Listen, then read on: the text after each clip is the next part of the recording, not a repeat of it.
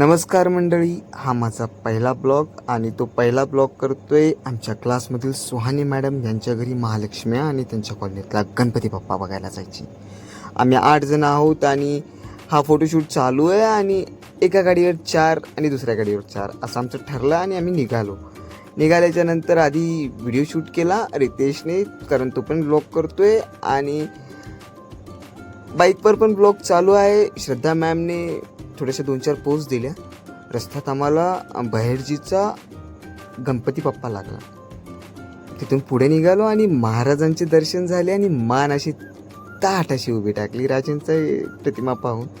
आम्ही यांना मागं सोडून समोर निघालो, पण आम्हाला सुहानी मॅमचं घरच माहीत नव्हतं. आम्ही थोडंसं भटकलो आणि कोणतरी आमची वाट बघत होतं, ते म्हणजे जिजू. आणि जिजू लगेच भेटले आम्हाला आणि मग शूज काढला. आम्ही वर चढलो, सगळेजण समोर होते, मी एकटाच मागं आणि मागून बघत होतो यांची व्हिडिओ शूटिंग व्लॉगिंग चालू. पण त्यात माझं लक्ष गेलं खाली असलेल्या रांगोळीकडं. इतकी सुंदर रांगोळी मी पाहिली आणि त्याला शूट केल्याशिवाय राहू शकलो नाही. मग मी आलो समोर, घरात आलो. त्यानंतर समजलं की आधीच पाहुणे आलेले, त्यात आमचा घरता. तरी पण गर्द्यात वेळ काढून सुहानी मॅमने आमच्यासाठी नाश्त्याच्या प्लेट समोर आणल्या. प्रत्येकाला एक चकली, चिवडा, लाडू सगळं काय होतं. त्यात श्रद्धा मॅडमची शूटिंग चालू आणि आमच्या गीता मॅमला मी समजलं असेल पकडले, म्हणजे करंजी खाताना सॉरी.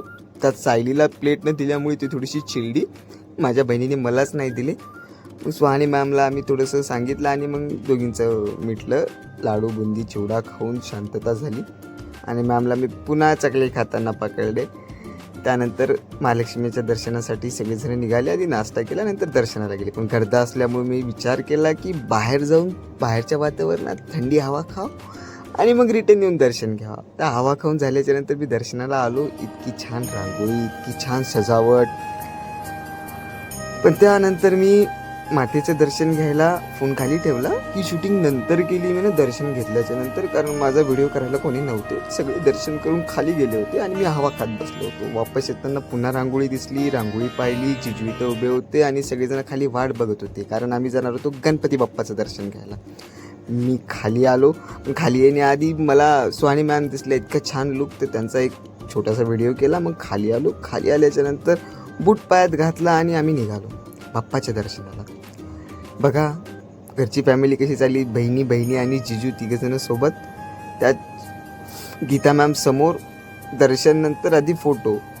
त्यांनी आधी फोटो काढले, नंतर त्यांनी दर्शन घेतलं. नंतर या जोडीने सुद्धा दर्शन घेतलं आणि सगळ्यांनी दर्शन घेतलं. बाप्पाची इतकी छान मूर्ती, मनमोहक मूर्ती, आणि ती सोडून असं जायचं मनच करत नव्हतं. पण काय करावं, निघावं लागणार. वापस जायचं होतं, क्लासला जायचं होतं. आम्ही पुन्हा रिटर्न निघाल्याच्या नंतर मी पहिल्यांदा माझा फेस इथं म्हणजे शो केला. लाज वाटते. मग आम्ही आभार मानले. आम्हाला इतकं छान आदरातिथ्य केलं सुहानी मॅम आणि जिजूंनी. तर छान वाटलं त्यांना भेटून. त्यात त्यांची मेमनी बूट घालण्यात परेशान. आणि आम्ही रेडी झालो. मग मी चाबी जिजूच्या हातात दिली. त्यांना म्हणलं आता गाडी तुम्ही चालवा. तर त्यांनी चाबी घेतली आणि ड्राईव्ह करायला स्टार्ट केलं. येताना रस्ता चुकलो होतो, पण जातानाचा रस्ता माहिती होता, त्यामुळे आम्ही गाडीवर बसलो आणि रिटर्न निघालो. त्यात इतका छान व्ह्यू संध्याकाळचा. तर एक शॉट तो बांधता आहे ना भाई. समोर आल्याच्या नंतर या बाप्पाचं दर्शन आम्ही उद्या घेणार आहोत, त्यामुळं डिटेलमध्ये नाही गेलो. समोर आल्याच्या नंतर बाहेरची मित्रमंडळाचा गणपती समोरच होता, पण त्यांचा पण एक छोटासा ब्लॉग करायचा आहे. आम्ही टर्न मारला आणि टर्न मारून आम्ही निघालो क्लासकडे निघालो.